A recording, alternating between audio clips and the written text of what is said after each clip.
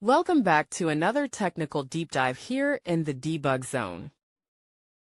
Today we're tackling a big question and breaking it down with insights from other users. Hopefully this clears up some misconceptions and helps you get the answer you need. So buckle up, stay a little curious, and let's jump right in.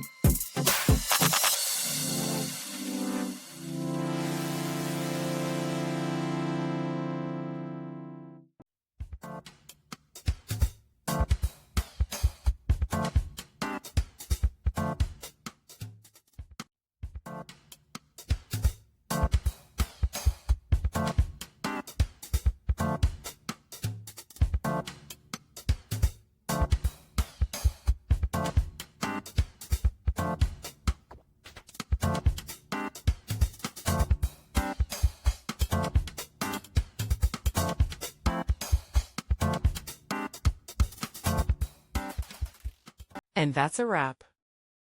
I hope you found the answer you were looking for. If you did, take a second to hit that subscribe button. It really helps out. And let me know in the comments which solution worked best for you. See you next time in the debug zone.